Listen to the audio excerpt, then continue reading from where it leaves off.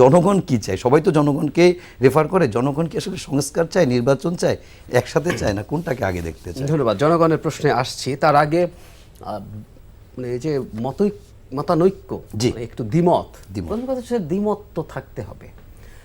এটা একটা সমাজ, 18 কোটি দেশ মানুষের দেশ, ছাত্রদের সাথে রাজনৈতিক দলের, রাজনৈতিক দল এর সাথে বীর সাথে সির, দ্বিমত থাকতে হবে।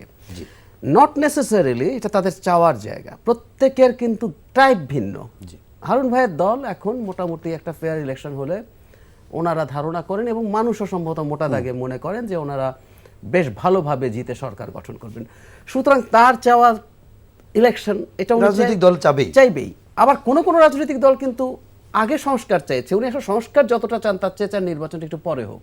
আচ্ছা, কারণ হচ্ছে উনি, এটা তো সমস্যা নাই, উনি দেখছেন উনি যদি সময় পান ওনার একটু পাল্টা জোট গঠন করা, কারণ শেখ হাসিনা বা আওয়ামী লীগ সরে যাওয়ার পর যে পলিটিক্যাল ভ্যাকিউম তৈরি হয়েছে, এখানে বিরোধী কারা হবে যদি বিএনপি সরকারে যায়, তারা একটু একত্র হতে পারেন কিনা, তারা যদি একত্র হতে পারেন সেটা যদি সময়, তার কিছু সাংগঠনিক কাজ একটু এগিয়ে নেবেন। সো উনি সময় চেয়েছেন, তার দলের জন্য ওটা ভালো। সো আমাদের এই দ্বিমত হওয়াটা খুবই ইনএভিটেবল ছিল, এটাই হবে। কিন্তু সমস্যাটা একটু অন্য জায়গায়, যেটা আশঙ্কার, সেটা হচ্ছে আমাদের এটা দ্বিমত হবে না মতানৈক্য হবে, নাকি একটা পর্যায়ে আমরা আসলে পরস্পর কনফ্রন্টেশনে চলে যাই, যে একটা মুখোমুখি অবস্থানে চলে যাই। যেটা বললেন যে রাষ্ট্রপতির ক্ষেত্রে হলো, সংবিধান প্রশ্নে আমি এই আশঙ্কাটা 31 ডিসেম্বরের পর অনেক বেশি হবে বলে আশঙ্কা করছি। কারণ সমস্যাটা হচ্ছে আমরা প্রত্যেকে তার মতো করে এজেন্ডা মাঠে ছেড়ে দিচ্ছি, দিয়ে এখন আমরা তারপর আলোচনার কথা, যেমন রাষ্ট্রপতি 48 ঘন্টার মধ্যে রাষ্ট্রপতিকে সরাতে হবে, তারপর আলোচনা করার চেষ্টা করা হচ্ছে। অথচ এই জিনিসটা আলোচনার মাধ্যমে বিএনপির সাথে কিন্তু ঠিকই ছাত্ররা আলোচনা করলেন, অন্য দলের সাথে আলোচনা করলেন, কিন্তু আগে করে আলোচনার ভিত্তিতে এই সিদ্ধান্তটা কিন্তু জানাতে পারতেন। কিন্তু না, এই ঘটনা আবার সেকেন্ড রিপাবলিক ঘোষণা করতে হবে, কনস্টিটিউশন পুনর্লেখন করতে হবে। সো এই জিনিসটা ঠিক হচ্ছে না। আমি যখন ছাত্রদের সাথে বিভিন্ন ব্যক্তিগত পর্যায়ে কথা হয় বা কোনো প্রোগ্রামে কথা হয়েছে, অন রেকর্ড টক শোতে কথা হয়েছে, তখন আমি তাদেরকে এই একই কথাই বলেছি, আমাদের আসলে আলাপগুলো বাড়াতে হবে। তাহলে আমরা শতভাগ একমত হওয়ার কিছু নাই, শতভাগ একমত নর্থ কোরিয়াতে হয়, মানে আপনাকে একমত হতে বাধ্য করা হয়, বেশিরভাগের মত হলেই হয়, বেশিরভাগ আর গণতন্ত্র, এবং আমি ওই মতটা টলারেট করবো, আমার ভালো লাগে না, তারপর এটা অ্যাকসেপ্ট করবো। আচ্ছা, জনগণ কি চায়, এটা খুব টাফ প্রশ্ন, কারণ আমরা প্রত্যেকে সবকিছুকে জনগণের নামে চাপিয়ে দেওয়ার চেষ্টা করি। আমার পারসেপশনের কথা বলি, কারণ জুলাই মাসেই বাংলাদেশের মানুষ শেখ হাসিনার বিরুদ্ধে গেছেন, দ্যাটস নট ট্রু। এটা একটা বিরাট ট্র্যাক রেকর্ড আছে, বিরাট ট্র্যাক রেকর্ড, এবং এই ঘটনাচক্রে আমি ঠিক প্রথাগত রাস্তায় ছিলাম না, কিন্তু এখন ডিজিটাল মাঠকেও যদি একটা মাঠ বলি, ওই মাঠে আমি অনেকদিন ধরে, অনেক 11 সাল থেকে, কারণ তখন শেখ হাসিনা সংবিধান সংশোধন করে, তখন আমি ব্লগে, তারপরে কলাম, টিভি, নিজের ইউটিউব, সব জায়গায় বলছি। সো আমার পারসেপশন যেটা হয়, এটা আমি সঠিক দাবি করছি না, কারণ আমি কোনো সার্ভে করি নাই, জনগণ শেষ পর্যন্ত আসলে শেখ হাসিনার পতন চেয়েছিল। মানে আমরা আগে বলতাম না, এক দফা এক দাবি, ওই রকম শেখ হাসিনা তুই কবে যাবি।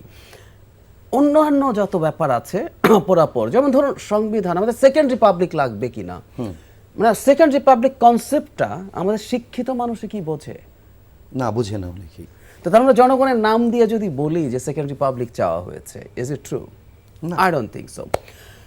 আমার কাছে মনে হয় যেটা, আবার জনগণ শুধুই কি একটা ইলেকশন চায়, আমি এটাই একটু দ্বিমত প্রকাশ করি। আমি মনে করি জনগণ বলতে আমরা, আবারও বলছি, যিনি একদম খেটে খাওয়া মানুষ, যিনি অনেক কিছু আসলে বোঝেন না, সিস্টেম বোঝেন না, বিচার বিভাগ বোঝেন না, কনস্টিটিউশন বোঝেন না, তাকেও যদি আমরা বোঝাতে পারি, দেখো সংবিধানের এই জায়গায় কিছু সমস্যা আছে, বিচার বিভাগের এই জায়গায় কিছু সমস্যা আছে, পুলিশের এই জায়গায় কিছু সমস্যা আছে, এগুলো যদি পাল্টাই তাহলে কিন্তু তোমার ভালো হবে, শান্তি আসবে, দ্রব্যমূল্য কমবে। এভাবে যদি বোঝে, আমি দেখবেন তারা বলে হ্যাঁ তাহলে কিছু হোক, তারা কিন্তু কিছু সংস্কারও চাইবেন। এবং এই সরকারটা, তার কিছু ম্যান্ডেটও আছে, কারণ এটা 1/11 সরকার না, এটা ইলেকটোরাল ম্যান্ডেট, পপুলার ম্যান্ডেট আছে, এবং হাইয়েস্ট ম্যান্ডেট, মানে আওয়ামী লীগের যারা বেনিফিশিয়ারি ছিল, এমনকি যারা সফট আওয়ামী লীগার, যারা পলিটিক্যালি, তারাও সরকারকে সমর্থন করেছে, আমি দেখেছি, বিএনপি করেছে। মানে বাংলাদেশের ইতিহাসে এত বেশি সমর্থন পাওয়া সরকার আর কোনো দিন ছিল না, তাই না? সো এই সরকারটা যদি এখন কিছু সংস্কার করতে চায়, কিন্তু আবারও, উইচ ইজ ভেরি ইম্পর্টেন্ট, জনগণ এটা চাই বলে আমি একটা কিছু চাপিয়ে দেব, এটা কোনোদিন সাস্টেইনেবল হবে না। সরকারের যেটা করতে হবে, তার নিজেরও কিছু এজেন্ডা থাকতে পারে, যে আমি যেহেতু এসেছি, আমি একটা গ্রুপকে রিপ্রেজেন্ট করি, আমি এই জিনিস করতে চাই, বিএনপি আসবে 31 ডিসেম্বরের পর, বিএনপি কি চায়, কতটুকু নেবে, আদার যেসব দল আছে সবার সাথে, সিভিল সোসাইটি সবার সাথে কথা বলে আলাপের মাধ্যমে একটা কনসেনসাসে যাওয়া। এবং আমি আমার জায়গা থেকে যেটা চাওয়া সেটা হচ্ছে আমরা এক্সপেকটেশন যাতে অনেক ইউটোপিয়ান করে না ফেলি।